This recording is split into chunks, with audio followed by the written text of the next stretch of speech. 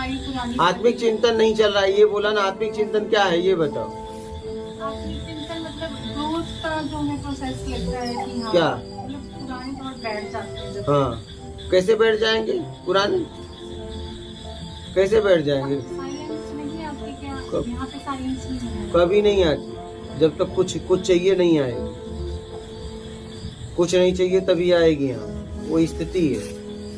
आत्मिक चिंतन का मतलब होता है जहां जहां आप फंसे हो, आत्मा को छुड़ाने के लिए चिंतन, कि कहां कहां मैं फंसी हूँ, राग द्वेष हूँ, उससे निकालने के लिए चिंतन, उसे कहते हैं आत्मिक चिंतन। मैं अपने आप को छुड़ाना चाहती हूँ, उसे कहते हैं आत्मिक चिंतन। वो तभी होगा जब एकांत में आप बैठेंगी तो आपको हर बात याद आएगी। तो जहां जहां राग द्वेष होगा वो सब दिखेगा, पश्चाताप होगी, ग्लानि होगी, घुटन होगी, और फिर आप उसमें से निकलने का प्रयास करेंगे। यही है आत्मिक चिंतन। बात समझ में आ रही है? इसे आत्मिक चिंतन कहते हैं।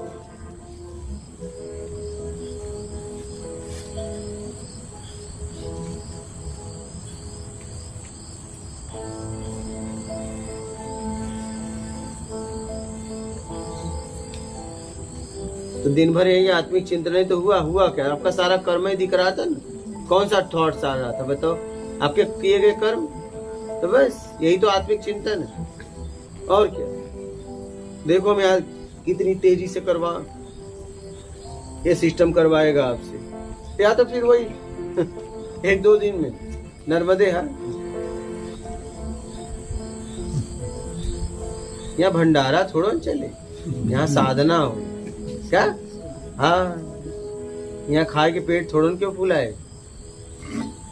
यहाँ साधना होगा, साधना आज हुआ।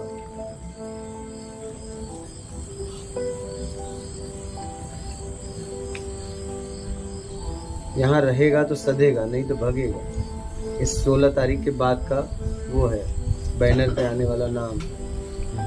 रहो तो सधो, नहीं तो भगो। ये रहे।